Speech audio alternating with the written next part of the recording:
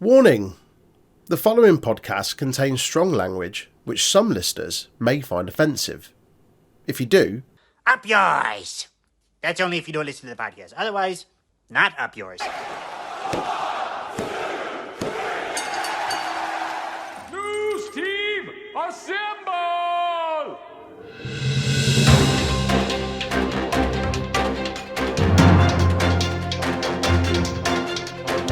Hello, welcome to the Untitled Wrestling Podcast. My name is Jay, joined by Troy this week because Big Tasty's feeling a little bit under the weather. How are you, mate? I'm alright, not bad. After a night's sleep, I feel well rested. Saturday was long, watching Extreme Rules and GCW.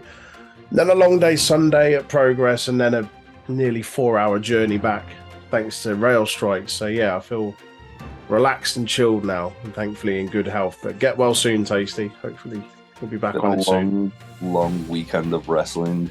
Aye. Nothing of note has happened at all. Absolutely nothing. So let's talk about fuck all for the next hour and a half. Obviously, if you're on Jack's Radio, why wouldn't you be listening to Jack's Radio? We'll have some good music in between as well. Curated by myself and Troy this week. Aye. With absolutely no thematic reasons of picking half the songs at all. Nope. None. So let's get into WWE first, because they seem to have had the sort of busiest week. First off, Rob Fee was recently hired by WWE as the new long-term creative director within the company.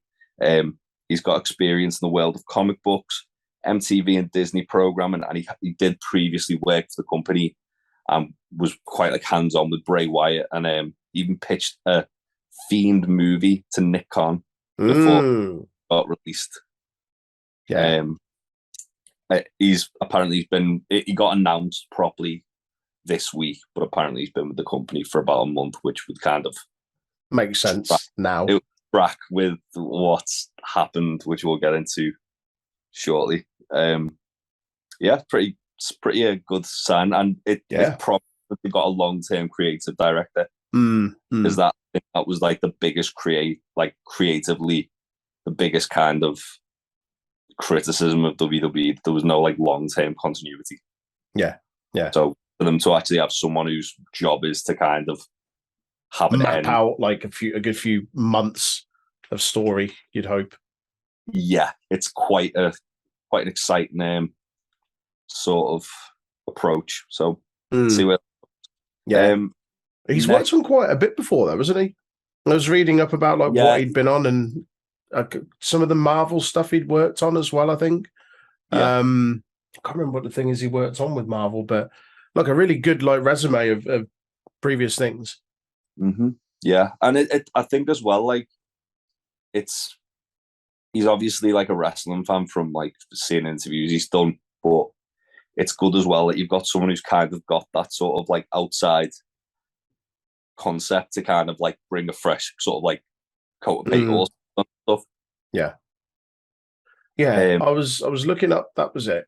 He's worked on. There was something to do with the Fresh Prince as well. Oh, the reboot. Yeah, I think so. Something to do with that. He also worked on the Ellen DeGeneres show. I think he worked on Fargo as well. I love Fargo. Yeah, awesome. So quite a few like exciting times. Sounds like he knows what he's doing. Yeah, it's another thing as well where WWE are kind of like having a bit more of a Hollywood approach to it, which again, it's nice in a way that like there is so many kind of like the way I kind of describe wrestling at the moment to people who aren't wrestling fans and like, well, what's the difference between that and that and that? Is it's all like different genres of music, like or different genres of film. So like WWE's obviously leans a lot more into kind of like the sort of like entertainment side of things, and then you've got like AEW, which is more like sort of wrestling focused, but does have like the sort of elements of it as well. Got like stuff like GCW and TNT and like the indies that where it's more punk rock. Yeah, a bit more punk rock, a lot more grounded. AEW is like a bit more like kind of like wishy-washy indie rock that people like really like, and WWE is like fucking Taylor Swift. poppy at the moment. At the moment. Just trip back in charge. He'll be Motorhead in about a year. Motorhead, yeah, forever. Anyway, let's talk about some returns to the company. So, according to the Wrestling Observer newsletter, Bo Dallas is set to return to WWE. And also, Fightful have announced that Oney Lorcan has returned to NXT as a coach. Excellent on both parts. Although shame Oney Lorcan's not returning as a competitor, because I've always enjoyed watching him. Certainly his really good matches on the indies when he was after he was released as well. Yeah, he wrestled under his indie name, Biff Busick, against Mox at Bloodsport? Yeah, he did Bloodsport against Mox, and he had a really good match against, I think it was Mike Bailey. I think he had a banger with Jordan Oliver in GCW as well. Okay. He did a couple of matches in PWG as Super Dragon. Of course he did. It was just Biff with a Super Dragon mask on. He was going around doing curb stomps on people and chopping the shit out of people. Nice. Bo Dallas is an interesting one, given what's happened, what's going on, which we'll touch on more when we get to it, because I feel like that's something we're going to kind of be talking about for a little while. Yeah, just a wee bit. Yeah, this kind of falls in line with the whole. There was a thing that come out on, I want to say Wrestling Observer, where they said that Triple H was kind of alluding to the fact that there was people that they were talking to that you wouldn't expect them to be talking to, and I think these two kind of fall under that sort of not so much Oney Lorcan, because I feel like he was he was a Triple H guy, wasn't he? But Bo Dallas, certainly, because he seemed to be ready for life outside of wrestling. Although when we were at For Love of Wrestling earlier in the year, he did one thing which was really cool was he watched the whole Future Shock show, and he was given it was him, Billy Gunn, and MJF watching it together. Right. And he was also then sitting down with a lot of indie talents and just giving them pointers and stuff like that. So he's obviously still quite clued into the business. And obviously he comes from wrestling royalty and the Rotunda lineage. That's it. Yeah. Yeah. That is an interesting one. Obviously we'll touch on it a little bit more later. But yeah, hopefully if it is in an active kind of in-ring position, they'll maybe give him a bit more, because I remember a lot of his stuff in NXT when he was NXT champion and his run then, and he was a decent, compelling character to watch. And then the last I remember of him on main roster was him tagging with, what's his name? Curtis Axel. Curtis Axel, that was it, and part of the Miz Taraj and the B team or whatever they were called. Yeah. So yeah, hopefully. Yeah, I think with the Bo Leave character, they tried it twice on main roster, didn't he? And the second time it was a bit more kind of all right, he seems a little bit more unhinged there. But they didn't go all in with it. Obviously there was the fantasy booking of when the Wyatt family first debuted, that Bo was going to join the family, because obviously everyone knows he's Bray's brother. And that's a potential route they could take. More on that later. Next up, WWE made an overhaul to their commentary and announcing teams this week. Massive overhaul. So on Raw, the new commentary team is Kevin Patrick and Corey Graves. Mike Rome will be ring announcing, and Byron Saxton and Kathy Kelly returning as backstage interviews. On SmackDown, we've got Michael Cole and Wade Barrett, Samantha Irvin as ring announcing, and Kayla Braxton and Megan Moran backstage interviewing. And an NXT, Vic Joseph and Booker T on commentary, Alicia Taylor ring announcing, Mackenzie Mitchell backstage interviews. So, yeah, a little bit of a shake-up there. Also, as a result of this, unfortunately, Jimmy Smith and Nigel McGuinness have both left the company. And on premium live events, Michael Cole and Corey Graves will be overseeing commentary duty on that. Interesting there. So we go through like each of those first, and then something off the back of that which kind of hasn't been spoken about or mentioned, or maybe it has and I've missed it. So the Raw commentary team, Kevin Patrick. So he's the Irish guy that was the kind of backstage interviewer, right? Yeah, he presented War Talk as well, and that's it. Yeah. Okay, I've not heard him on commentary before, but he seems fairly comprehensive. That's not the right word, but confident, I guess. Like he did.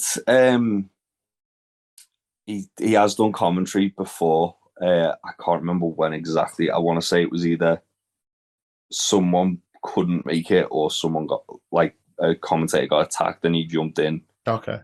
Or something like that. He seemed fine. Yeah. He was a sports commentator in Ireland and then in America as well. So he kind of got that. Oh, okay. He's got that background. That's good. Background anyway. Similar to like Jimmy Smith, really. Yeah. Corey Graves, like that's fine. So I imagine he's going to be the play-by-play guy, and Kevin Patrick Kevin's the play-by-play. Corey's the colour. Sorry, that's what I meant. Yeah. And then Mike Rome, that's no real change there. Byron Saxton going back to backstage interviews. I've seen a few people say it feels like a bit of a demotion, but that's what he was doing before, wasn't it? Yeah, and this isn't any like kind of real dig at Byron, but he's not. Like, he's just there half the time, isn't he? Like, almost as well with like Corey Graves kind of like being like, shut up, Saxton. Yeah. It's like a distraction a lot of the time. Yeah. I quite like gone back to like a 2-man booth with it. Yeah, same. Good to see Kathy Kelly back. That's pretty cool. Yes. Yeah. And then Michael Cole and Wade Barrett, I think, is an interesting one. They were very good on SmackDown this week. Were they? They had like quite good chemistry. Wade Barrett's first thing was, you've had a lot of husbands in your time here. Hopefully I heard that bit. Something like that. That's it. Yeah. Also, it's key to note that Pat McAfee is only temporarily gone from the company. So that was what I was going to ask about, is what's happened with Pat? And so Pat is on a hiatus because he's doing ESPN college football. Okay. Which I think would take him away until just before WrestleMania or just after WrestleMania. Oh, wow. Okay. He'll be returning once the season's over. Right. Probably down. Okay. Fair enough. Well, it'll be good to have him back. It will be interesting to then see where he slots in, like whether it's they take Wade then off SmackDown and replace him again with Pat, and Wade goes back to NXT, or I don't know. I was going to say I don't see Booker T sticking around that long. He feels like temporary of the law. Yeah. Also, there's that guy who's on Level Up. I think he's called Suhar or something like that. Is he the one that they had on NXT the other week? Yeah. They had 3 of them on NXT the other week, and I'm sure he was one of them. It was him and Byron, and then Wade, yeah. He was all right, to be fair. And then they've got Kelly Kincaid on NXT as well, who the former Quinn McKay from Ring of Honor, who's like a backstage interviewer. Oh, right, okay. And she's still there. She's tweeting about being there today. So, okay. It's a shame about Jimmy Smith and Nigel McGuinness. So I think the way that Jimmy Smith was kind of let go sounded a little bit like it was Triple H accidentally kind of let slip. It was something to do with like him being handed some notes, and he was like, "I'll give them to Cole. He's going to be calling the match or something." He made the comment about Daniel Cormier. He was like, "I'm going to use this in commentary. Am I all right too?" He's like, "I'll give it to Cole." And I was like, "Oh, right. I'm not calling it then." Yeah, but he took it quite well. So I saw on, I think it was Sirius FM or whatever it's called. Yeah. He's got his own radio show as well, hasn't he? Yeah, he was saying like it's like I'm fine with it. It's it was a really good experience to do it, and I'm in a better position now than kind of I was before, and I've got 3 other kind of jobs that I'm doing, so I'm all right.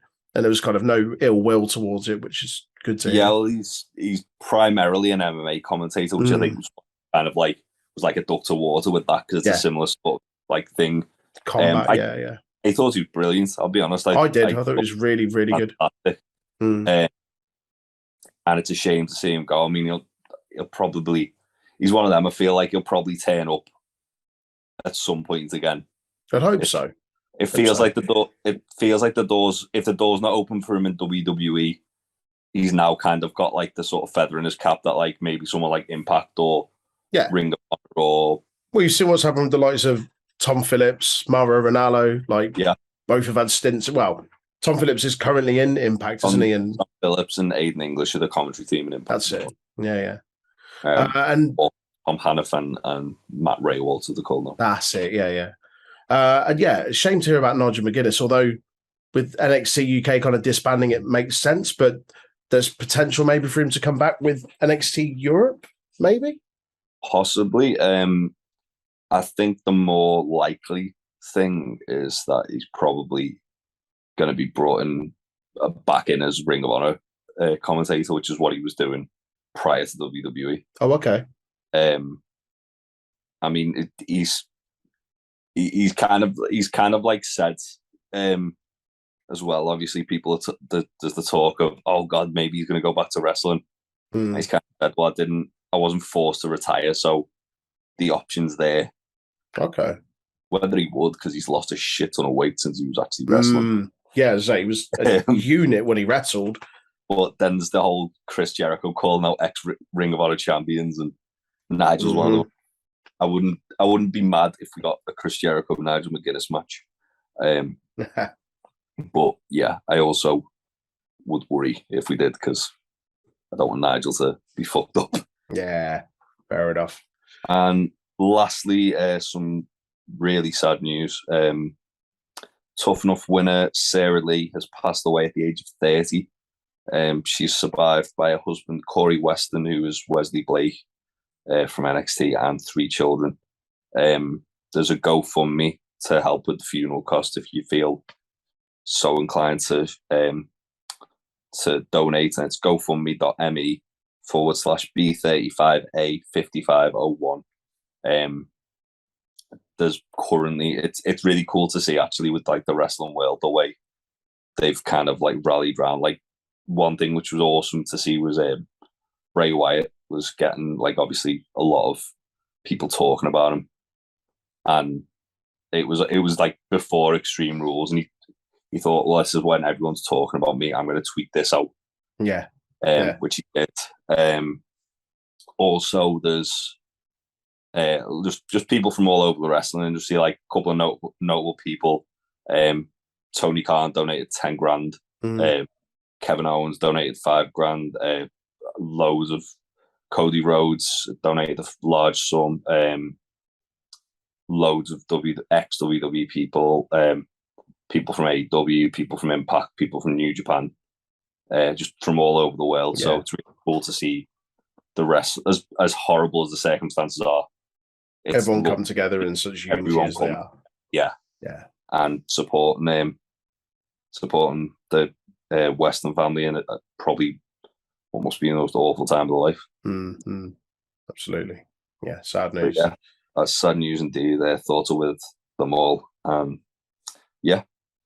On that note, shall we talk about the weekly TV happenings? Aye, let's rattle through the Raw and the Smackdown. So yeah, Raw opens surprisingly with a Judgment Day promo. This led to surprisingly. Yeah, this led to Judgment Day versus AJ Styles and Rey Mysterio. Rey ends up getting distracted by Dominic, which leads to Judgment Day double teaming AJ. After match, AJ, they've kind of teasing AJ's gonna join Judgment Day. He's been offer. AJ actually pie faced Rey Mysterio, and then Judgment Day end up attacking both of them. He's not going to join. Come on. Don't know. Be an interesting wrinkle. Spooky AJ Styles. Spooky AJ Styles. Spooky Bullet Club. Only for October though. After that, you forget about it. Next, we got quite a cool backstage bit where Bobby Lashley's arriving at the arena. he's like, I want to see people kind of step up to me and like challenge me. And Mustafa Ali comes up to him and basically like, well, I don't get any opportunities. I more than deserve an opportunity against you. I want a shot. And Lashley's like, well, why do you deserve one? And so Ali just slaps the shit out of him and chooses violence. And then chooses violence. And Bobby Lashley just basically says, all right, I'll see you in the ring. Nice. You then get a Bloodline Street Profits promo. This basically Montez Ford had like a protective boot on his foot. I believe it's kayfabe. But this led to Solo Sikoa versus Dawkins getting made for later. After this, we got Lashley versus Mustafa Ali. Really good match. Felt like a star-making performance for Ali. Lashley was like throwing everything at him. Ali kept like slapping him in the face and like being like, come on, give me more. Nice. There was a bit where he like threw him into the timekeeper's area and Ali got in like just on 10. So like to break the count. And then Lashley speared him, Ali kicked out, and Ali passed out in the headlock in the end. Bloody hell. And then after the match, Lashley goes to shake his hand before he can. Rollins attacks both of them and curb stomps the two. And then that leads to Rollins and Riddle having their face-to-face where they're not touch each other. And it's basically like they're kind of like trying to go the other into hitting each other. Yeah. Daniel Cormier comes on the screen, kind of like runs down that he's going to be the enforcer and to like save it for the fight pit sort of thing. Yeah. It was weird because this felt like it should have been like an announcement video, but obviously because it got leaked, it announced it over the weekend before. Yeah. Seth Rollins just doing some absolute shitbaggery. It was brilliant. Love to see it. Yeah. Then we get Miz planning his birthday party. He's on the phone to Maurice. He says the champ has gone missing. He doesn't say he's gone missing. He's like, I'm not seeing him for a couple of weeks. Dexter Lumis kind of lurking in the background as well. Then we get Dakota Kai defeating the newly returned Candice LeRae. Yeah, I'm not sure how I feel about that. I know it's by distraction, so it protects Candice, but it's just like, come on, man. It feels like they're basically going to be doing Damage Control versus Bianca and Friends in War Games. In War Games, and Candice has kind of already like teased a feud with Bailey, so I feel like having Dakota beat her by distraction, Damage Control match. So there's going to be a lot of that. It didn't really hurt her. It wasn't long enough for it to really have much of an effect, to be honest. Okay. It was literally just Candice got distracted, Dakota hit the running booze and then pinned her. Fair enough. Yeah. There was I forgot to put this down, there was a little backstage segment where Johnny Gargano, as he's walking to the ring, sees the Miz passed out on like some boxes. So obviously like Dexter Lumis and he's got like a birthday card that's drawn by Dexter.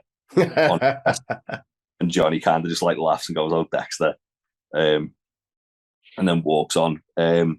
This led to Otis versus Johnny Gargano. Johnny getting his first loss on main roster after Theory hits him with the Money in the Bank briefcase, and Otis hits the World's Strongest Slam. Theory and Alpha Academy attack Johnny. Braun makes the save, and then Braun murders Chad Gable. But there was a nice bit where Chad Gable German suplexed him. Like, that's insane. Yeah, they've done a really good job of kind of rehabbing the image of like Chad Gable, where even though he's like still goofy heel, Shoosh! He's reminding everyone that also he's a very fucking good wrestler. If they had any sense, they could just treat him like the next Kurt Angle, in my opinion. Like, he's as good. It feels like that. I really hope so, because I got all the time in the world for Chad Gable. I'll watch him. He's awesome. Yeah, he's excellent. Endlessly entertaining. We then get the contract signing between Bailey and Bianca. Basically, Bailey's like, "Oh yeah, by the way, your friends aren't going to come help you because my friends are beating yours up." And then it like shows on the Tron, like Asuka's got like a chair wrapped around the leg, and Alexa's just like been like not knocked out, but like knocked down. And then as Bianca's like about to run off, Bailey grabs like a plate and like pulls her over the table. Mm-hmm. And then Bianca eventually gets free and like legs it back. And Alexa gets really, really like spooky and intense. Like evil Alexa like stares down the camera, challenges Io to a match, which we get later on. Bobby Lashley then as well challenges Seth Rollins to a United States title match, which will be happening at time recording tonight on Raw. Just to pull a curtain back, we record it on a Monday. And yeah, Solo Sikoa defeats Angelo Dawkins. This was a good match. It was mainly bloodline stuff going on outside the ring. It was fine. Get an Edge promo, which probably the one you would have seen on the Extreme Rules. Yeah.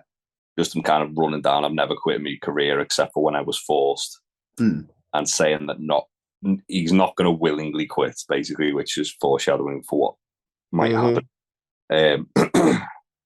And then in the main event, Io Sky defeats Alexa, Damage Control beat up the faces to close the show. It's fine. Wasn't terrible. The Ali vs Lashley match was probably the best match of the night. Yeah, it was fine. Next to SmackDown, the season premiere of SmackDown. Triple H opens the show, doing like the kind of "We Are NXT" thing, but it's "We Are SmackDown." He did like a cool bit, but it was almost like it was kind of like WWE when I was saying this to you the other day, when they know they've got something that people really like and they start like, and they force it a bit more, like overdoing it. Yeah. So like the camera cuts and then it comes back and he's turned the microphone around. He's got the QR code on the microphone. It's just too blatant at this point, isn't it? Yeah, and to be fair, it was because they knew it was like, all right, we're revealing it at Extreme Rules. Yeah. That QR code took you to the Three Little Pigs. And it was just like basically go, let me in, let me in, let me in, let me in, let me in. And Buskus the Pig Boy was in the video as well. After the Raw one, which I didn't actually mention, but it was very fucking in depth. Yeah. It was like a Three Little Pigs video, and then there was a cipher, which was the language from Predator. Oh, wow. Which led to a Dante's Inferno quote, which was like, "Abandon all hope." All you enter, yeah. Or something along those lines, anyway. And then it took you. The picture was one half was one thing and one half was another thing. So you could only open one half of it on a browser and one half of it on a mobile to get the link to the part of the website, which was then a picture of Samson and Delilah, which took you to a link of White Rabbit milk, which is a milk vagina. It was, as I say, it was very long-winded. Yeah, clever though, pretty cool. Yeah, very still clever. This was the fair. Also, when the QR code come up, it was on a bit with Alexa and Bianca and all that, and it come on the screen, and there was a bit where it distorted, where it like deliberately looked like the Fiend was behind Alexa, like a print of him on the wall. Yeah. But yeah, anyway, back to SmackDown. We get Bloodline and Logan Paul face off. This was a bit weird because Paul Heyman goes on like a big thing comparing like Logan Paul, different celebrities and stuff like that, and just problematic people like Ben Shapiro and Andrew Tate. Yeah, even he went, actually, less said about him the better. but the point's still the same. He wouldn't have the balls to stand up to Roman. Yeah. Yeah. And then basically, because it was getting derailed a bit, Jey Uso's starting to get like angry about stuff. Roman confronts Jey. Sammy diffuses it. That bit was great. And then he basically says, we're the ones and you're a big number 2. And Logan Paul and Roman both just burst out laughing. Sammy just doing the Lord's work as per usual. After this, we get Solo Sikoa murdering Ricochet. This was a really fun match. Yeah, not much really to say. They're giving Sikoa a lot of TV time, aren't they, in terms of matches? Like we had him on Raw and on SmackDown in the same week. I think they're just trying to like elevate him to the same level as like everybody. Yeah. And then there's like a backstage thing where Sammy calls Jey a hothead, and Roman agrees with Sammy, and then he's like, "It's your job, Sammy. Your responsibility to keep the Usos in line," which obviously is kind of like causes murder. And then after the break, Sammy and the Usos are like walking around the arena. And then they come up. Kofi says that Sam Zayn is the Usos' dad. And then Xavier Woods says, you're not their stepfather, you're the father that stepped up. Which wow. Yeah. And this leads to the Bloodline challenging the New Day to find a third man to tag with them later in the night. Next, we get Hit Row coming out. They get attacked by the debut and Legado del Fantasma. Yes, then. This was pretty cool. So Legado had like the masks on like they were doing when they first debuted. Then they all unmasked. Zelina Vega is with them as well. She's managing them now. Yeah, so Elektra Lopez is, I don't know where. She's, I think, basically just gone back to NXT. Don't worry about it. Okay. Yeah, no, I won't. Yeah. I don't know much about it from asking Aaron. He said he didn't think she was quite ready for Maine anyway. So yeah, I agree. Probably a blessing in disguise for her. Yeah.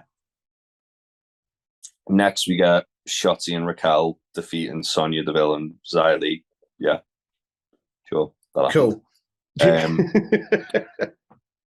And then Karrion Kross and Drew brawl. This was quite cool. So Kross makes his entrance, and as he's like doing the sort of like bit where he's like flexing in the ring, Drew just kind of popped up behind them, like that time when he like popped up behind the Undertaker, and they just start brawling. Drew tries to put the strap on Kross. They get security, pull them apart, and then Kross ends up getting advantage of him and choking him out.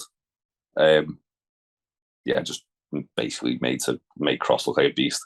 Yeah. Which is what they've been kind of building towards. I feel like he's going to be one of Roman's next challenges. Yeah, man. We then got a Viking Raiders vignette where it's a woman who's quite clearly Sarah Logan. Stood in front of the shields, and she says like Valhalla awaits. It's quite cool. It was really well shot. Yeah. Yeah, I'm intrigued by this. It's the first time they've used her either in a Viking Raiders thing recently. Yeah, like they allude to it every now and then, don't they? Like, but to actually associate it with it properly now, it's quite cool. Yeah, makes sense to bring her in. She's Eric's wife, and might as well. She's a good wrestler as well. She lives the Viking life. She's a good wrestler. Yeah, I think it's cool that they're kind of adding a little bit more depth to like a few teams, and as well. Like it just adds to it. There's a lot of potential for various feuds. Speaking of feuds, next we get Braun Strowman and the New Day versus Sammy and the Usos. Basically, the New Day get a pin over Jimmy Uso because Sammy and Jay are just arguing at ringside and don't realize what's happening. And then like Braun comes along and just plows both of them over the announce table. Yeah. And that's it. That takes us to New Day versus the Usos, probably a crown jewel. Imagine so. I think it's good as well because the Usos are about to break the New Day's record, yeah. record. So it would make sense that their last match before they break the record is against the people that hold the record. Yeah. Yeah. Yeah, that'd be cool. To be fair, I feel like we've not, I could be wrong, I feel like we've not had a New Day and Usos like proper matching for ages. I know there was a spell where they kind of kept going back to the well, but they have really good chemistry. Like the Hell in a Cell match stands out to me like as a really good one. They're like Sami Zayn and Kevin Owens, where they'll always be feuding. Yeah, great feud. You can just go back to and we're going to have a good time. Yeah, you can tell they get on well. I was watching some Up Down Down the other day, and the Usos like feature regularly on that. You can tell they all get on really well, and that comes across like in their chemistry and matches and stuff like that. It's just seamless. They all play backstage, don't they? They all what? Sorry, they all play Tekken backstage. Yeah. Kofi Kingston's Kofi's just an absolute menace at it. Yeah. So it's good. I'm always happy to see them wrestling. Yeah. Me too. And I think as well they're two of the best tag teams in the world that like probably the only ones that I'd say would maybe fall above them would be FTR and the Young Bucks. Yeah. At this point. Aussie Open once they've got a bit more like of a body of work. Like not I say body of work, once they've got a bit more of a mainstream body of work. Yeah. When they've had a few more matches in New Japan and stuff like that, I think they'll be in the argument for sure. Next we get Maxine Dupree finding that Max has beaten up Marseille and Mansoir. And she's like, Max, why have you done this? She's like, don't you call me Max.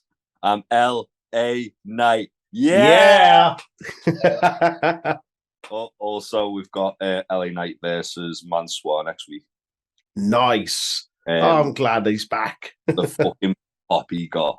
Yeah. When he said I'm L.A. Knight was a boss. I was fucking paid up. Yeah. And then after this, we got the rematch of Gunther versus Sheamus. Electric Boogaloo. Yeah, not as good as the Clash match in my opinion. Agreed. But I believe it.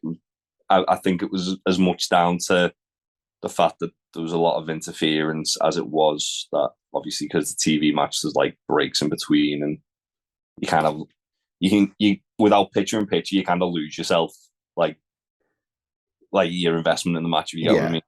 Just drawn away from it. Yeah, this was a very divisive finish.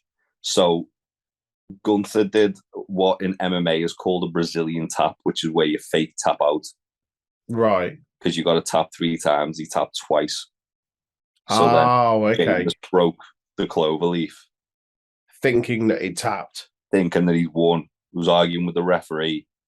And then Gunther got handed the shillelagh, clothesline Sheamus with the shillelagh in his hand, and then won the match. I didn't know that. I saw it, but I didn't know that was the tap at. Like, there's a name for it or whatever. I only knew about it because, Sean Ross Sapp was tweeting about it, going, he's done a Brazilian tap, and then explained what it was. And I was like, oh, that's actually genuinely really clever. Yeah. If you don't know what it is, it's... And those people who are like, oh, well, you only tapped twice, you meant to tap 3 times. And then in the end, like, Ludwig Kaiser tweeted out going, this is why. To kind of explain it. Right. Is always a bit of a worry when they've got to explain the kind of spot. But at the same time, it was a cool spot. I thought it was good. No, that's clever. It's very clever. Yeah. And that takes us to Extreme Rules. Aye. So the opening match in a Donnybrook match. Sorry, good old-fashioned Donnybrook match, mate. That's the one. Brawling Brutes defeated Imperium. This was probably match of the night, I think. I'll say it now. This was my match of the night. I love this. It was really good. Yeah. Are we gonna give them a quick rating out of 5 each match? We can do if you want.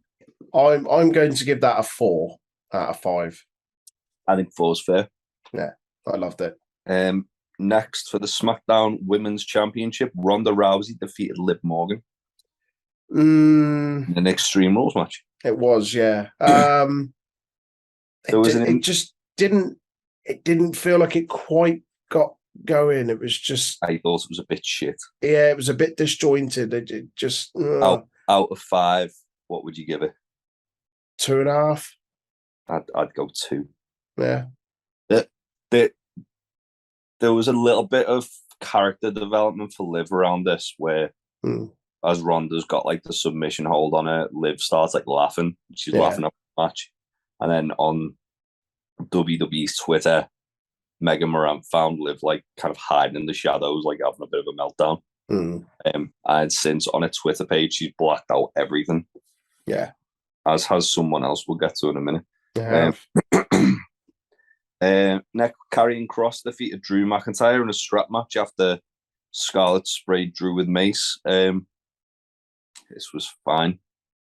It was all right. The crowd were pretty flat for it, I thought. Like, I watched it back and it was just... I think that the Ronda Liv match killed the crowd a bit. Yeah. It wasn't too bad. In fact, I'm gonna change my rating. Ronda and Liv, I'll give a 2. I'll give this a 2.5. Yeah, I'd probably give this a 2.5. Yeah. It was fine, as you say. Yeah. It did what it needs to do story-wise. Not moving the earth. Next, Bianca Belair retained the Raw Women's title in a ladder match against Bayley. Now, we said we thought one of the titles would change, but if one did, the other one couldn't. Yeah. And of the 2, I feel like this was the one that we thought it would change on. Yeah, and I feel like they're in danger of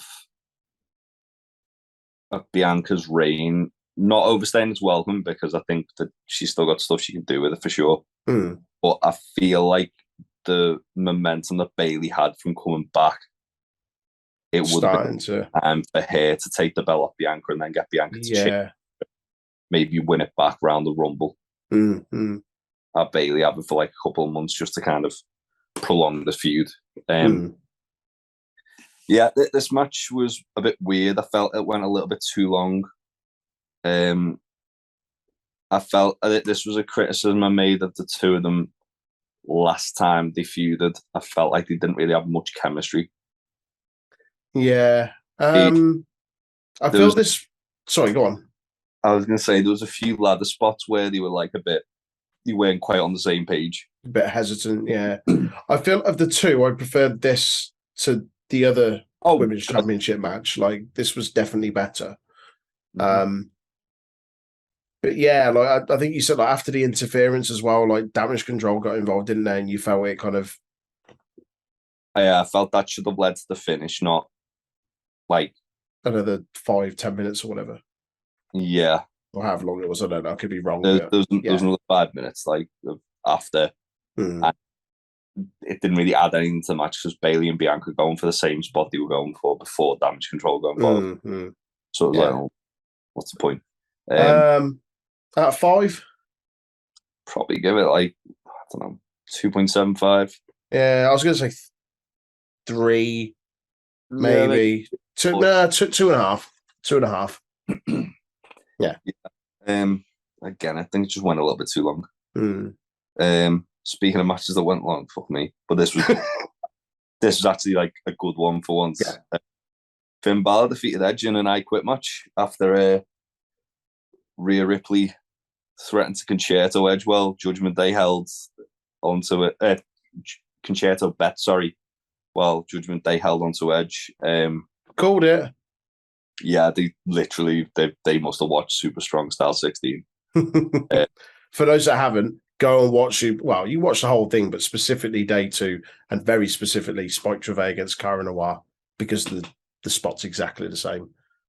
Yes. And that's not to say a bad thing. Look, it was very good. It was very well done. Yeah, this was quite a good match. Edge and Finn brawled all over the place.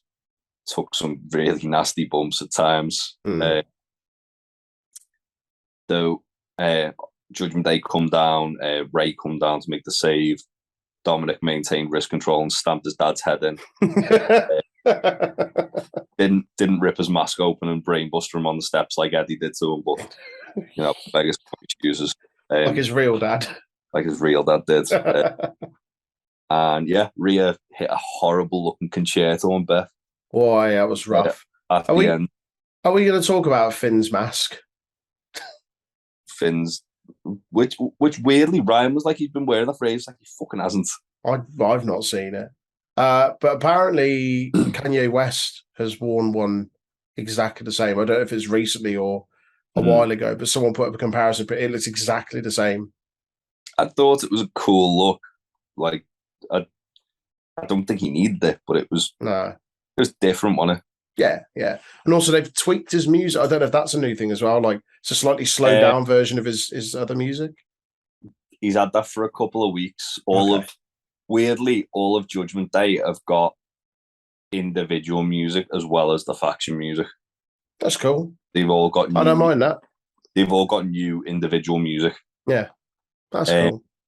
Yeah, Rhea Ripley's is by Motionless in White, if you've heard of them. Yes, I have. Yeah. Nice. Chris Motionless, which is a very, very creative name for a singer. Sure. He actually put a video out saying he was like really like thrilled to be doing it. He loves Rhea Ripley. So that's quite cool. Yeah. I thought this was quite a good match. Probably give it 3.75. What about you? 3.5. Yeah. Okay. Yeah, I liked it. And next finally we got the fight pit. Matt Riddle defeated Seth Rollins with Daniel Cormier as the special guest referee. Oh, yeah, this is fun, man. It was nice to see the fight pit again. For those that haven't seen it, it was a stipulation used twice previously in NXT. Timothy Thatcher featured in both of those matches as well, I believe. Yeah, he beat Riddle and then he beat Ciampa as well. That was it.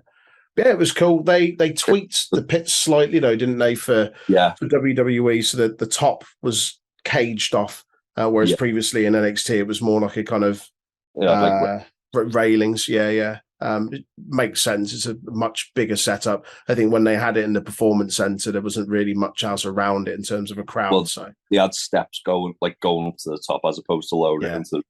Yeah, it was like standalone structure, wasn't it? Yeah, I enjoyed this. This was pretty cool. Like I like the addition of Daniel Cormier as well. There's a couple of moments of interaction there, like where one of them would accidentally sort of hit him or knock into him, and he had to have a word with them. Yeah, he didn't kind of overstep the mark within that match. He didn't overshadow it, but it was cool to see him there.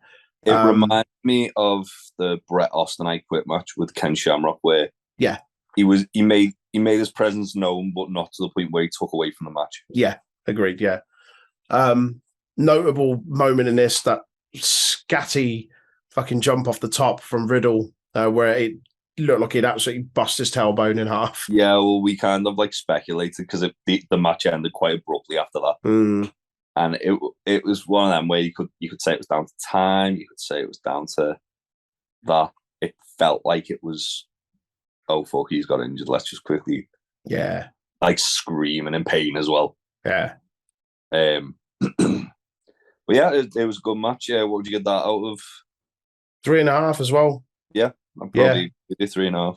Yeah, I felt it was good. The ending did hit it a little bit for me, and I felt like in the other ones, I felt like the reason I enjoyed it was because it was somebody who was like a lot more of like a sort of like brawler, whereas Rollins a lot more kind of flashy. So it was a bit, I don't want to say sport entertaining, but it was a bit like, yeah, I get you. Yeah, it felt it was. It had been kind of sanitized a bit for the main roster.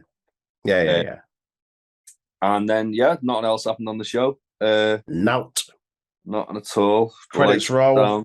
Go home nice and happy. Send the fans home happy. Aye. Yeah. Let's talk about it. So the lights go down. It was cool the way they did it. They did the NXT thing where they have like the watermark because we Yeah. were sat there and we like, fuck off, they're not doing this, surely. And as like the lights go down and then off completely, and then like a creepy voice is singing, he's got the whole world in his hands. Before that happened, like Michael Cole, like you can hear him on commentary, like, are we still live? Like, are we still on air? Yeah. And so like adding the cell to it, which I thought was pretty cool. It was after the first line, wasn't it? That Michael Cole did brilliantly with this, to be fair. Again, it's like it's little nuances like that where like under Vince he would have been having them like go say this. The fact that he's like just confused. Just confused and just let the thing breathe and just play out.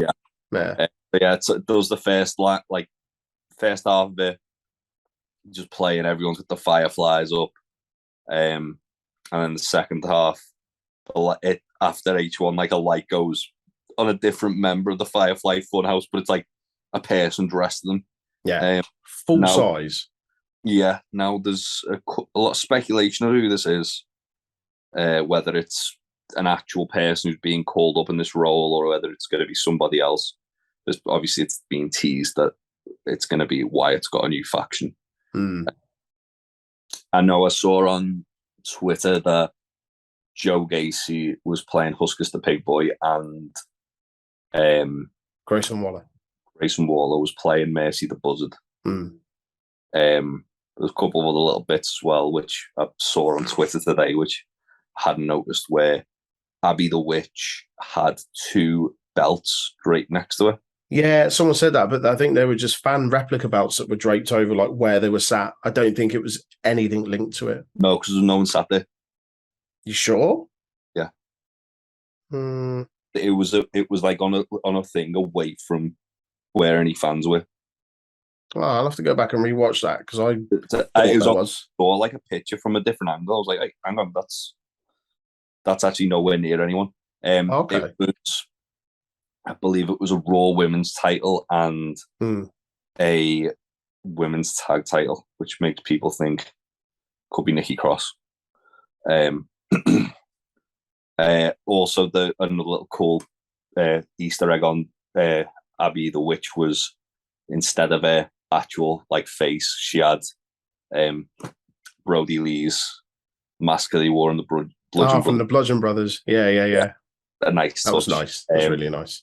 Also, the other Brody thing was that there was like a doorway that come down, and like there was blue light shining out like Brody's AEW entrance where he was the Exalted One. Yeah, you know, Bray's obviously done that. So yeah, once it's done gone through all the characters, there's a just before after Abby the Witch, there's like a severed fiend head on the table, and the announce desk. Michael just freaks out and runs off. And then after that it goes and there's someone dressed as the Fiend where Abby the Witch was. And then the lights go out. That got a big pop. Like everyone thought that was it. Like that pop. Huge pop, wasn't it? That, and even then, if it was just that would have been cool.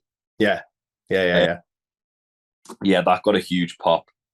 And then it goes up to the screen and it shows like the Firefly Funhouse and it's fallen in disrepair. There's like dust and cobwebs everywhere. Like the music's all playing kind of backwards and warps and stuff, isn't it? Like a distorted version of the Funhouse theme. The TV comes on and a new mask is on there and it says, "Who killed the world? You did. Who killed the world? We did." And then the door swings open. The Blue Lantern is shown. And it's Nick Gage. It's Nick Gage. Comedy clown, Nick Gage. MDK, mums, dads, and kids. No, it's this man in the mask comes out, not Excalibur. He takes the mask off, and it's Bray Wyatt. Everyone loses their fucking mind. That's a fucking pop and a half. That was. That's one of the best returns I've ever seen. Yeah. Yeah, man. Sure. He says something into the camera, but you can't hear it because the fans are that loud. They drowned it out. I watched it back. You can hear it if you turn it up loud enough. What's he say? I'm sure he just says, "I'm back" or "We're back" or something like that. Oh, okay. Yeah. And then he blows the lantern out and showings. Oh, that was Yeah. outstanding. Very, very, very cool. So the person, obviously, who said about Liv Morgan blacking out at Twitter, the other person who has is Seth Rollins. But Seth did the same, like Sarah pointed out on the Discord. He did this like a year or so ago as well, didn't he? Seth did. Yeah. Like the Liv one makes more sense given the little clip they then showed on social media afterwards. Did you see a thing Grayson Wall put up as well? No. He did like a video on, it was either Instagram or Twitter, where he's just talking. He had like a Hawaiian shirt on, similar to Mercy the Buzzards. Right. And he like leans forward, and in the background's like the Bray, the Fiend's like lantern, like the severed head, the Bray one. Oh, no way. And then he kind of like goes, oh, and just covers it. That's pretty cool. Yeah. He's currently embroiled in a feud with Apollo at the moment, when they're making each other's eyes bleed. It's really weird. Yeah, well, maybe that's more spooky shit, isn't it, to get him to get Waller effect into Wyatt 6. Yeah, what an ending. At the end as well, after it fades to black, the new kind of like Bray Wyatt logo, which is like a moth with the Fiend's face on it. Raw just become must-watch, didn't it, tonight? Yeah, man. Absolutely. I think they're probably going to do what they've been doing with a couple of like acts as well, that they're trying to like sort of elevate and have them on both shows. But then they also run the risk of like overexposing them too quickly. An interesting thing the Fightful put out was that when they asked about it, they said it wasn't the full White Rabbit reveal, it was just part of it, which would indicate that there's more people to come with Bray. It's exciting times. It's exciting. He's been teased off since like July, which would indicate that he's probably been signed since July. It's really exciting.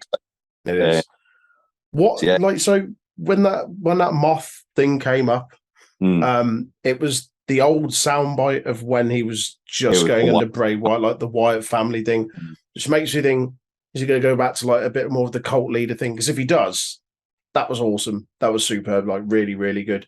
I feel like it's going to be like an amalgamation of everything, like a whole new thing. Yeah, I saw a few people speculate on Twitter that it could be a kind of like a Three Faces of Foley type thing. Well, that's what they tried to do with the Fiend and Firefly Bray. Cult leader Bray. And obviously this new mask is completely different from anything. It was designed by Jason Baker, who designed the Fiend mask. Yeah. And a lot of the Fiend props. He also the film The Black Phone, where the mask is almost identical. Yeah, I was going to say it's very, very, very, very similar, isn't it? Got the same like mouth on it. Yeah. He designed that. So yeah. Very excited about this.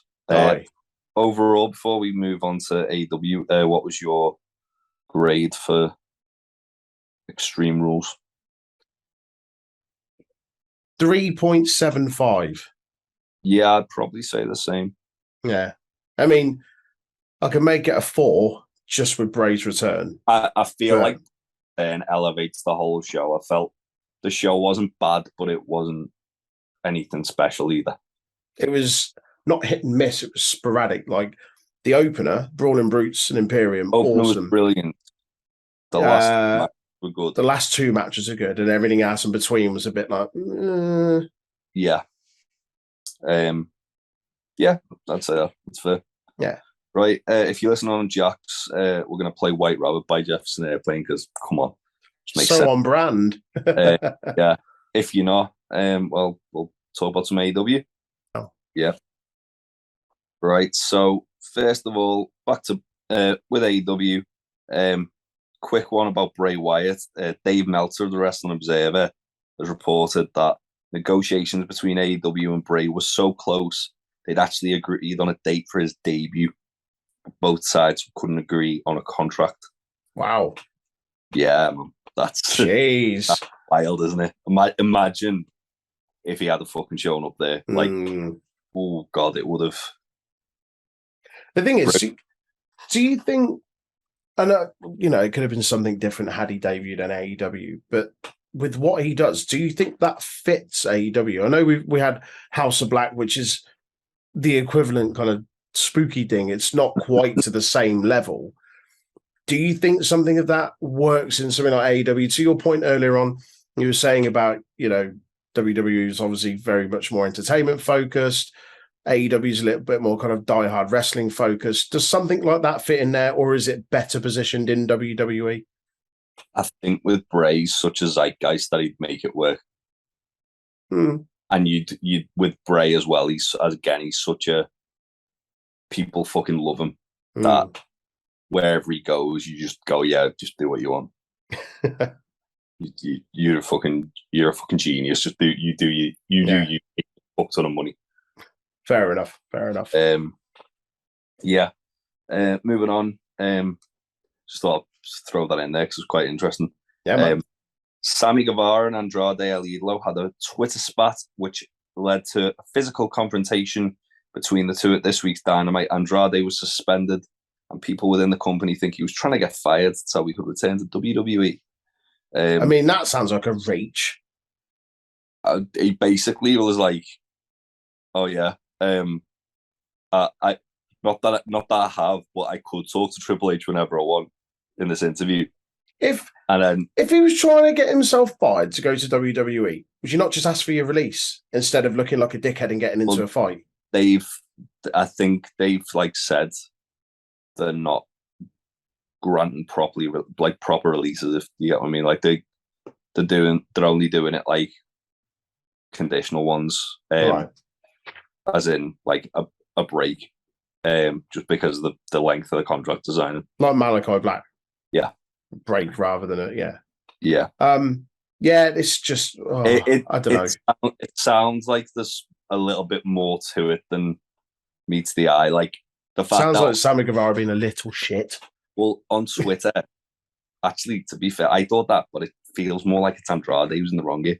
So on Twitter, Andrade said, "I'll see you Wednesday," and then apparently, someone from AEW had said to him, this is all gone from what Meltzer basically said, had said to him, just so you know, you won't get fired if you get into a fight with me.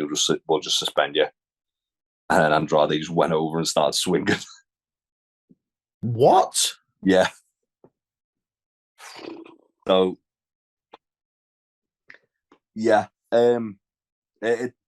He's got a lot of heat on him as well, but they both have, because obviously a couple of weeks after the brawl out incident, last thing they want is more negative PR when they're already under the microscope. Yeah, and the thing as well is that they've been putting on consistently better, a consistently better product, because they've just gone, let's just focus on putting on really good matches.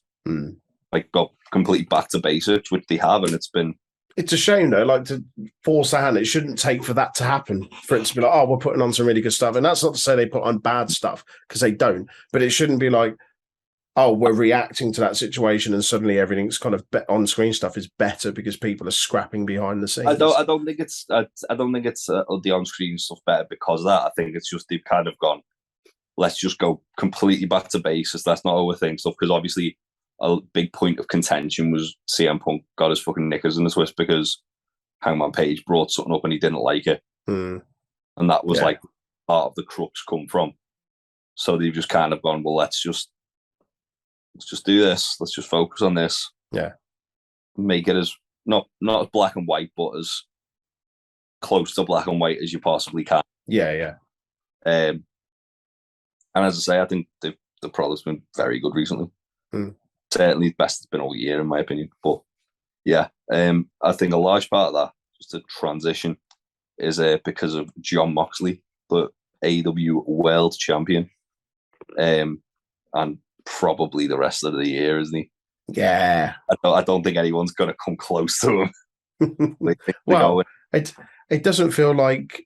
Well, I'll let you read this first. So he signed a 5-year deal with AEW, keeping him in the company until 2027, He's also going to be a trainer and a mentor to the younger wrestlers as well as wrestling. And apparently he's worked the entire summer without a contract and on a handshake agreement. He'll also be allowed to work for AEW's international partners, including New Japan and AAA. But it will limit his indie dates, which leads to the next bit. Your next bit. Yeah, no, it's bloody good news. Really, really good news. And it's a slight diversion away, but it's like, how many times has Mox won the AEW Championship now? 3, 4, or interim? Like, I lose count. Interim doesn't properly count because of the way it was like, because it's essentially there to just be unified with the world title. Right. So it's like, it's essentially like a glorified number one contenders. Right. Like because you're the number one contender, you're the de facto champion, isn't there? Yeah, I don't know. I'm just like, certainly while it was like the interim belt, where if that doesn't mean anything, it's essentially a number one contenders thing. I think they could have maybe used that to elevate someone else. Like, if it doesn't mean you're champion, if you're just a number one contender, instead of just, and that's not to say Mox isn't deserving of being champion, but it's like, well, what else are you doing with everyone else there? Like, there's other people that could be put in that, like, even on a temporary basis as an interim thing. I think he was just the biggest star they had. That was like, okay, we've like because they lost CM Punk, who was arguably the biggest draw they had. Who's the second biggest draw that we've got? Then we can have a money match with down the line. I mean, it worked out for them. I guess. I would have given it to Brian, maybe back to Hangman. I think Brian. Well, at the time as well, what you got to remember with the interim was that Brian was injured. Was this his ankle or foot injury or something? No, it was when he had the concussion. Oh, right. I was thinking of when he tripped and fell down the side of the ring or whatever it was. Oh, no, that was much longer ago. That was work. Oh, was it? Yeah, it was to set up Arcade Anarchy. Not Arcade Anarchy, Anarchy in the Arena. All right. Yeah. There we go. Brian was injured. So at the time, Mox was the only real feasible person because he wasn't in a program going into the door. Fair enough. So it was just essentially, because it was initially meant to be Punk defending against Tanahashi. Okay. They just basically went, well, let's put Jon Moxley in that role instead because he's not doing anything on the show right now. Yeah. And we've been wanting to book Tanahashi and Mox for fucking ages. Yeah. Fair enough. Yeah. One thing that did happen this weekend was Jon Moxley dropped the GCW World title to Nick Gage in a title versus career match. AEW reportedly tried to get Jon Moxley to not work the show, and they did end up getting Stokely Hathaway and W. Morrissey to interfere to basically protect Mox. Apparently Mox insisted on working the show, and AEW have been trying to stop contracted talent working with GCW for months, according to Fightful Select. Why? The only thing I can kind of put it down to is because GCW will eventually be competition for Ring of Honor. Oh, okay. Or also the other thing it could be is that because they're having so many injuries and they've had a lot of like wrestlers getting injured on outside bookings. Got you. Probably just trying to tighten the net around. Yeah, fair enough. So you're not sending like, especially like a top star like Mox going to like GCW, working a death match and then coming back with like, fucking month. Like Moxley's literally holding that company together like fucking Samson. Speaking of Samson, he also had a Delilah. People in WWE believe that Renee Paquette will be joining her husband Jon Moxley in AEW soon after they contacted her about getting back. Yeah. Just nice. Do it. Be happy with that. Yeah, absolutely. Whatever she does, Renee brings something different than anyone else to like TV. Whether she's doing commentary, which I doubt it because they've got like about 10 commentators. Whether she's doing a talk show, some kind of like online, like YouTube content, whatever it is, she's going to bring something brilliant to the product. Yeah. And finally, before we rattle through all the AEW TV stuff, this is one that I'm happy about, and you probably are as well. Konosuke Takeshita is set to return to AEW in the coming weeks. He recently pulled out of an indie date in America that was the same day as Full Gear, which would indicate there's going to be some meaty stuff that he's going to be doing. Just Cinnabon-related activities. I'm trying to think who I want him to wrestle first. Pac would be nice. That'd be good. I quite like Pac. Yeah, we'll see though. But yeah, happy to see Takeshita back. He's fucking yeah, absolutely. Right, let's rattle through Dynamite now, like because there's 3 AEW shows to go through. Oh boy! In the opening match, which was an absolute banger, MJF defeated Wheeler Yuta. After the match, the interesting thing, this Yuta offers MJF a handshake. MJF considers, and as he's about to, Lee Moriarty attacks Yuta, and then Stokely Hathaway basically coerces MJF to like hitting Yuta with the Dynamite Diamond Ring. And MJF very reluctant. Lose on commentary, puts the brass knuckles on, and like runs off MJF essentially, because you're not going to fuck with Regal with brass knuckles. Definitely not. Also, to just quickly mention Regal's chat up line on Excalibur this week, he said, "Oh, man in the mask, you treacle tart, you had like to smother you in custard and eat you up." In what's my favourite storyline in all of wrestling. It's going to end up in Excalibur doing the sex on television. Next up, we've got. Have you not seen that? I have seen it. It was just what you said. Regal just chatting up to Excalibur. We've seen the picture of him. It's hilarious. He's just leaning over. Oh, the one from Excalibur's Instagram. Oh. I love as well. Did you see someone made that thing where it was like you put the first letter of your first name, the first letter of your surname, and it'll give you whatever Regal will say to you. And Excalibur like retweeted and put, "This is as if someone's heard a conversation that's happened backstage." I was like, that's brilliant. Regal just loved the job. Anyway, next we had Darby Allin defeating Jay Lethal.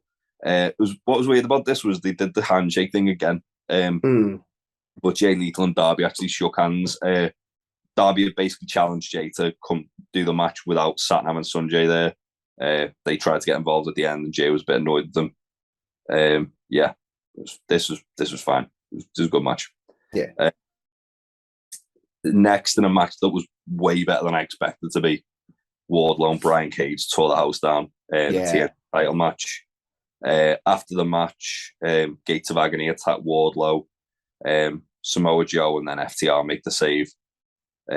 FTR's pop was huge. It was like a warrior pop. Rightly so. As expected. Yeah. As I say, this week's Dynamite was really good. Britt Baker does like a little backstage thing where she says Saraya isn't medically cleared. I'm sure nothing will come of that. And then we got a 6-woman tag match. Toni Storm, Athena, and Willow Nightingale defeat, with Saraya in their corner, defeat Jamie Hayter, Serena Deeb, and Penelope. With Britt Baker, Rebel at ringside after Willow Nightingale hits a doctor bomb on Penelope. Good to see Willow picking up the win. After the match, Britt and Saraya start brawling, and Britt Baker punches Saraya in the neck a lot, which would indicate that she's been cleared. You'd fucking hope so. Hope so. I suppose, like, Britt's a really fucking safe worker, isn't she? Like, yeah. So for a first match back to get it comfortable, you can't have a much more safer pair of hands than AEW.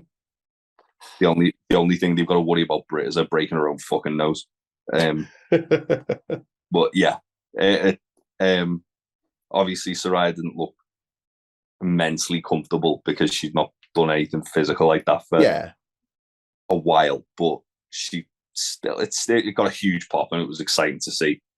And I think the eventual Saraya and Britt match will be really fun. Fucking right, man. Get out of Full Gear, maybe? When is Full Gear? In November. So, what do you think? That might be a bit early if she's a bit rusty. 6 weeks to build. No, I just meant in terms of like you saying Saraya's a bit rusty. Like, is that a bit early to rush her in, or if she's training for 6 weeks, she'll be all right. Fair. Next, we got the National Scissoring Day address. This was done like the DX promo where they were like doing the presidential address. It's fucking great. They said they were gonna, because they were in Washington DC as well. They said they're gonna unite the parties and get everybody to scissor. And as they're about to, that absolute bastard piece of shit Swerve comes out and interrupts it and says he wants to wrestle Daddy Ass in Toronto, which is happening next week. Yes, please. Yeah, I've been dying for this match. He says that Rock beats Scissors, and then Smart Mark Sterling comes out and says, "Yeah, but Paper beats Rock," and tries to get the Acclaimed to sign his petition to get Swerve fired. The Acclaimed then hit Mark Sterling with the new move, which is basically the Dudley's wishbone thing they do, or the headbutt. Yeah. Scissor me timbers. Scissor me timbers. Yeah, and then the Acclaimed and Daddy Ass all scissor in the middle of the ring to send the crowd home happy. Jesus Christ. Everybody loves the Acclaimed. Sure. You fucking love the Acclaimed. They're all right, aren't they? Daddy Ass. Next, we have Anna JAS and Ty Mello confronting Sky Blue and Madison Rayne, set up a match at Rampage. Cool. Match of the night for me, because it was just really fucking stiff. Hangman Page versus Roosh. They knocked fucking lumps out of each other. There was a bit where Roosh blocked the buckshot lariat with a headbutt, which was fucking horrible. Fucking hell. Yeah. Wow. They kicked the shit out of each other. And yeah, Hangman eventually murders Roosh with a buckshot. After the match, Roosh and Private Party try to beat up Hangman. Mox comes out like an angry dad. He gets in Hangman's face and he says, like, "You're like the last man standing who I've not beaten in AEW, and we kind of like rose to the top together." Yeah. And he's like, "I can't." He basically says, like, "I can't wait to face you in the match we're gonna have." And Hangman's like, "Why don't you fight me now?" And then Mox like turns around like, "I'm gonna let this one slide because you're a sweet kid, but you say stupid shit and it gets you in trouble sometimes." As if to say, if you say anything stupid like that again, I'm gonna fucking murder you. Yeah. I cannot wait for Mox vs Hangman. It's gonna be so good. Yeah. Probably gonna make me list the match of the year, I reckon. I don't see a world where that doesn't happen. Next, we got Willow Nightingale calling out Jade Cargill for Battle of the Belts 4 after picking up a win. Hurry up and give Willow her All Elite graphic, please, Tony. Yes. Then we got Luchasaurus murdering a Fuego del Sol variant or Fuego del Sol. Who knows? There's so many of them. Jungle Boy Jack Perry comes out and challenges Luchasaurus to a match. Christian says it'll be on his terms, so in Toronto next week. Yes, please. And in the main event, Sammy Guevara and Chris Jericho defeat the team of Daniel Garcia and Bryan Danielson. Not Daniels. Daniel Bryan. Because, yeah. Yeah. Sure. This was really good. It was essentially just Danielson and Garcia kicking the fuck out of Sammy. The crowd were chanting, "Fuck you, Sammy." As it should be. Yeah. Sammy does pick up the pin on Garcia after Jericho hits Garcia with the Ring of Honor title. Disagree with that. And he threw Danielson through the announce table. Yeah. Disagree with that. That's not good. this is all to set up Danielson versus Jericho next week for the Ring of Honor title. Yeah. Right, let's get to Rampage. So in the opening match, Blackpool Combat Club, the team of Claudio Castagnoli, John Moxley, and Wheeler Yuta defeat Roosh and the Private Party. This was great again, just lots of murder. Private Party getting thrown around like they were fucking ragdolls. Like the bouncers were throwing them out with the Private Party. Sling your hook. Yeah, they won. Yuta debuted a new submission finisher. It was a bicep something. It was a bicep vice, maybe. But basically, it was kind of like he wrapped his leg between their arms with one leg, and he used the other leg to kind of wrap their arm around the leg. It didn't look too comfortable until you saw a proper look of it and was like, oh no, actually that looks horrible. Oh, okay. Next, we got Josh Woods and Tony Nese squashing the Varsity Blondes. After the match, Smart Mark Sterling reveals he's trademarked the name Varsity, so the Varsity Blondes can't use it anymore, and he starts referring to Nese and Woods as the Varsity Athletes. The Acclaim come out and do a rap on them about it. This was really good, actually. Matt Castle was like spitting bars, just saying how he's going to kill Mark Sterling if he ever like interrupts him again. Fair. Yeah. And then they all scissor in the ring to send the crowd home happy. Next, we get this was great. It was only 30 seconds. It was Eddie Kingston just like apologising for murdering Sammy Guevara at Grand Slam. Why? Because they were like, oh yeah, you went too far because he won the match and then kept the hold in, and Sammy was like dead. And he was like, I'm not breaking it. And then they reversed the decision. So they like made them. And you're like, oh yeah, you're only giving me 15 seconds to say this. You give MJF 15 minutes.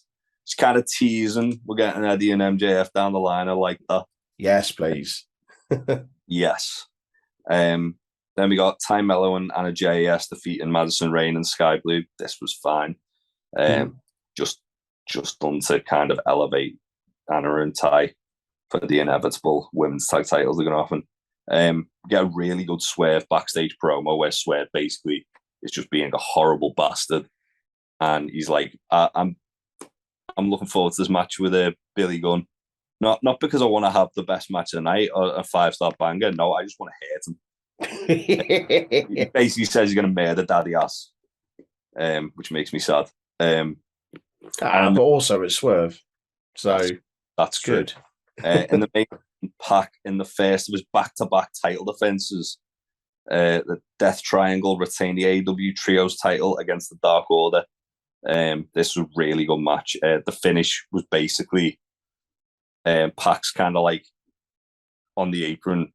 Rouge comes from nowhere and gives Pac the hammer from the ring bell, and Pac's just like, yeah, all right, and just like hits Alex Reynolds in the face with it, and then from that, Penta or Phoenix hit something on him and then pick up the win.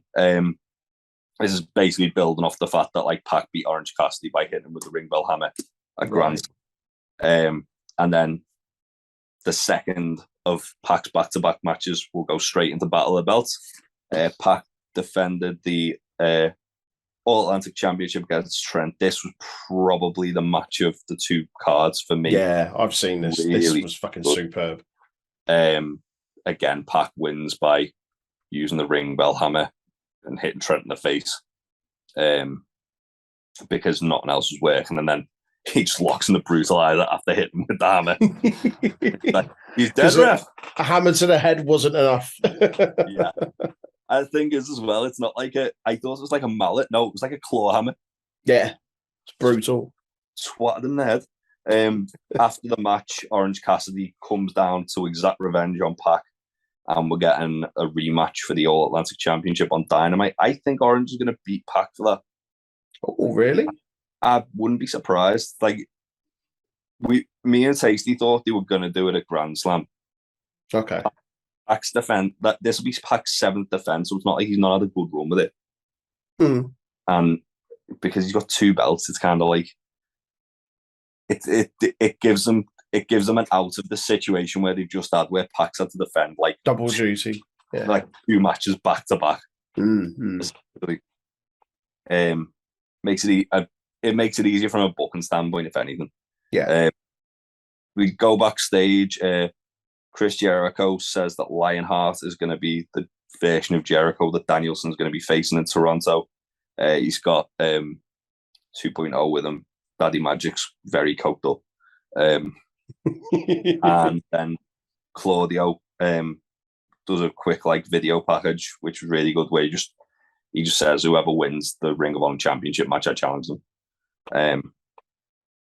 And then we get the TBS Championship match. This was really good.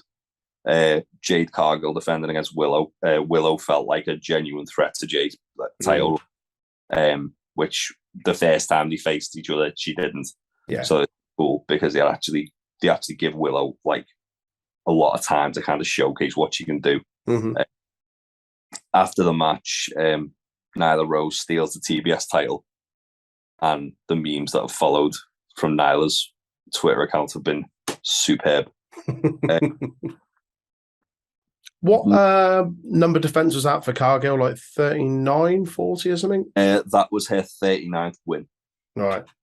So 40 is going to be Nyla in theory. Right. Do you see her losing it on the 50th or something like that? That's what I predicted. But didn't you originally didn't you say if it is the 50th, we thought it was going to be Athena, but they've already had a match, haven't they?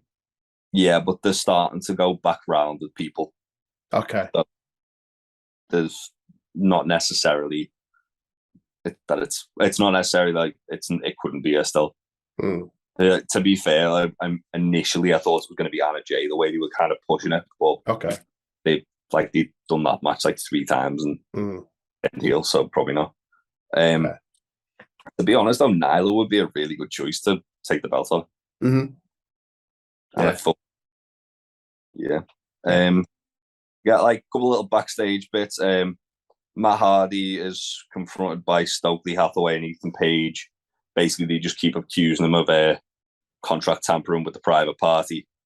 And Stokely's stolen Jose the assistant's iPad, and he's got a video that he filmed on it of Matt Hardy and the private party kind of having a shifty conversation under the stairs.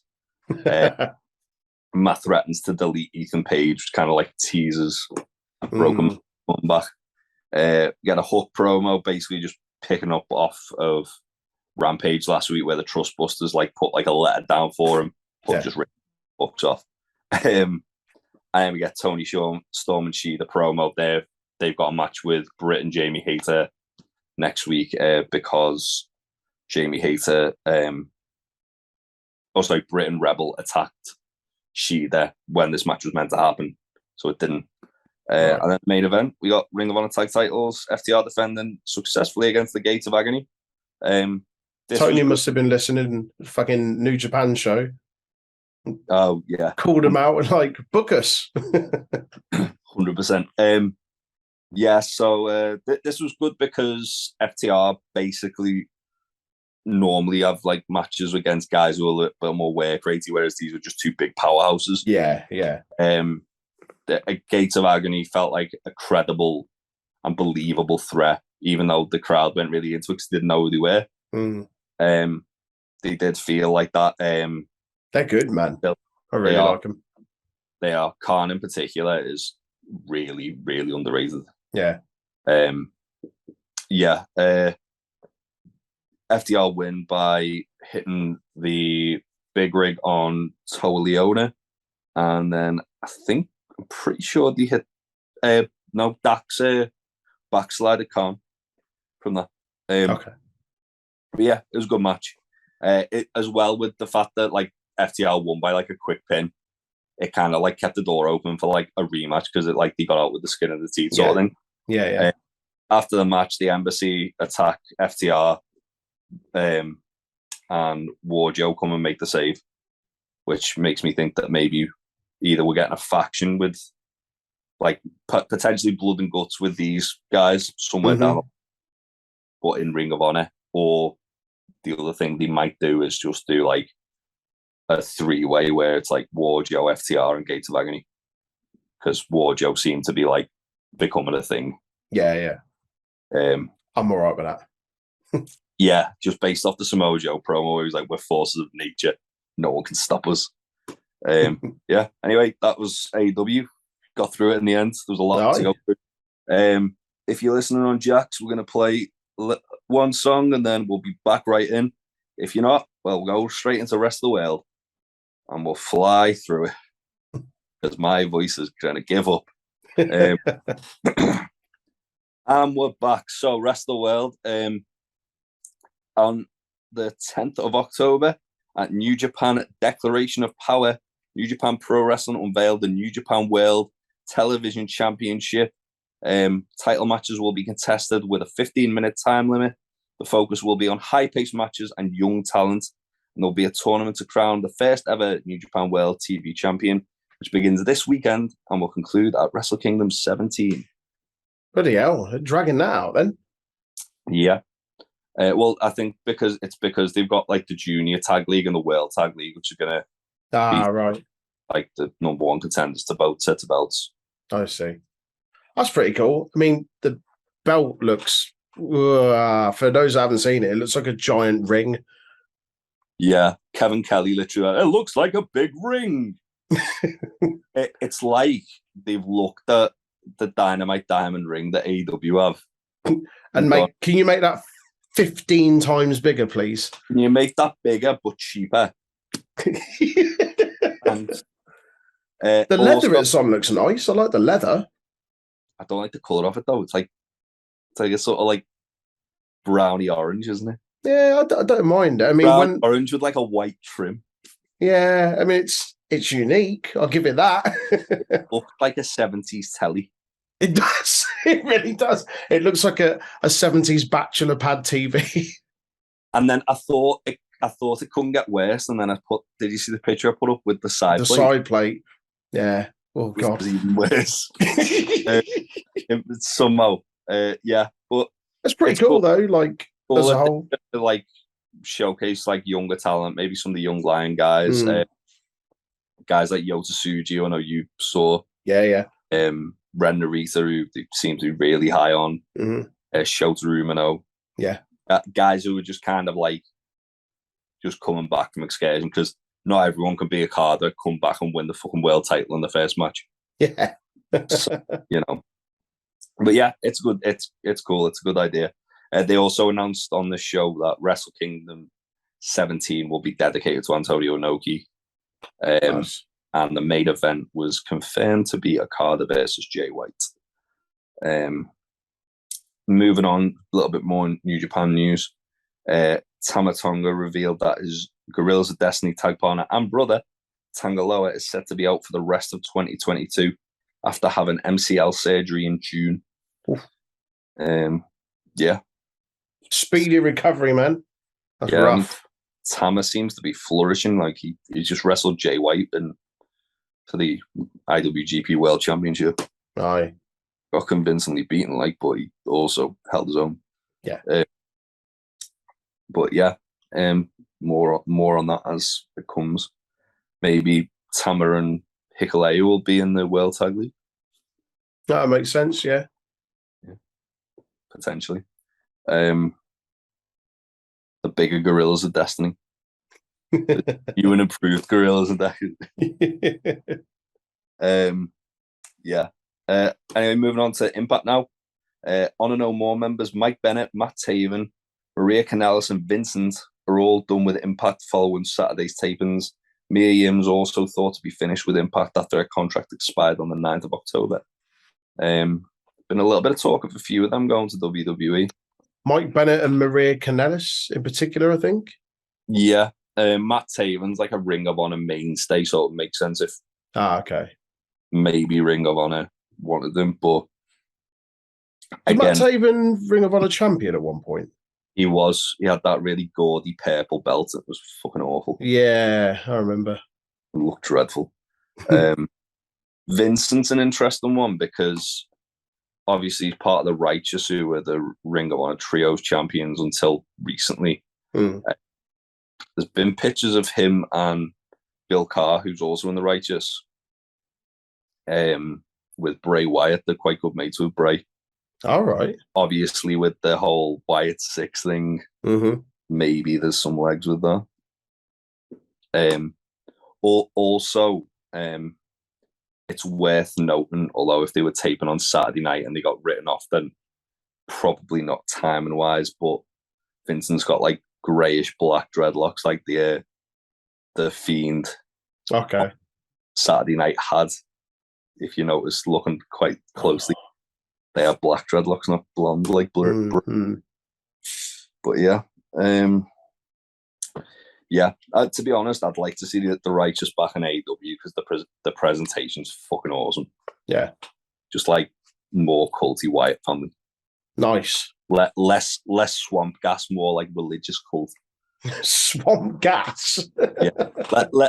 They look less like they were living a swamp and more like they live in like a commune or something. Like they were all. I don't know if you've seen Death Before Dishonor, where like the presentation of them. So no, they were all wearing like all white. Okay. So like Vincent's like barefoot and he's just like wearing like white jeans.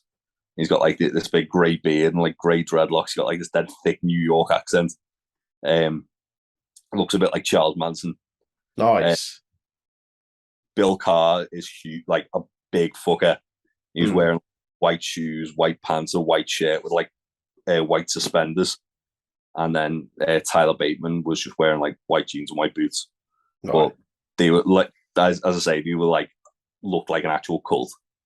I'm going to have to look this up now. God, they're like Ring of Honor's version of the Wyatt family. They're fucking awesome. But yeah, Bray's been tweeting them a lot. And also there was a picture of him with Bill Carr and Vincent recently. Right. So yeah, just maybe. And our final bit of news before we wrap this bad boy up. I recognise it. I know you're on about. Yeah. PWG have announced their next show is going to be called Dink and will be taking place on November the 6th. It's been named Dink after PWG regular fan Alan Dink Denkerson, who unfortunately passed away in August. That's a nice touch. Really nice touch, yeah. It'll be interesting to see what they do on that card because the Kings of the Black Throne are tag champions, and obviously Malachi is taking a bit of a break from wrestling at the moment. Daniel Garcia is the PWG champion. You'd think people you probably think would be on there would be like Takeshita maybe. Don't know who else. They've been using that kind of like as a lot of like AEW guys who don't really get on TV regularly have been on PWG, and then Kings of the Black Throne who do get regular TV time. Or they use just doing murders on people. Love to say it. Giving Speedball Mike Bailey fucking paper cuts on his feet. No, thank you. Yeah. But yeah, I'm looking forward to seeing what card they put out with that. Yeah, man. And are we for time? We got time for one more thing to. We have, mate. We've got enough time. We've got plenty of time. This, but it's probably worth saying. TNT announced this weekend that at their Extreme Fields show in Electric Warehouse, your boys, the Untitled Wrestling Podcast, will be there. That is right. Can't go too much into detail on what we're actually going to be doing there, but we will be in attendance in more than just a attending capacity. There are some exciting times on the horizon. Let's say that. Yeah. We look forward to seeing you there. Tickets are available on dice.fm. I believe they're £35 for the full day. There's going to be representation from not just TNT, but also North Wrestling, Soft Pro, Wrestle Island, Chaos Wrestling, I believe, and probably another one. One more as well, I think. I think there's 5 or 6. It's going to be a huge day. I think it starts at like 1 in the afternoon, goes on to the evening. There's live bands, arcades, wrestling, various promotions. Just, it's going to be a fucking awesome day.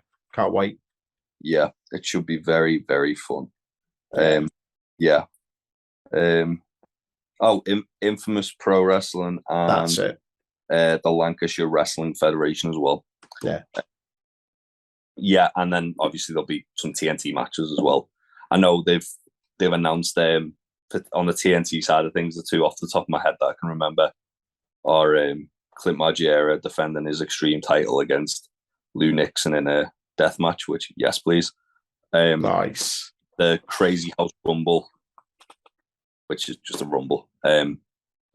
And Tate Mayfair's against Scotty Rourke, which, yes, please. Tateness is greatness. Greatness. Go listen to our interview with Tate Mayfair's over on our YouTube at Untitled Wrestling Podcast as well. That about does us today. Thank you very much for joining us. Thank you for deputising for Big Tasty Troy. No problem. Back to the Jacked Radio podcast. Aye. I'll be back again soon. Don't you worry. And soon. What's going to play us out?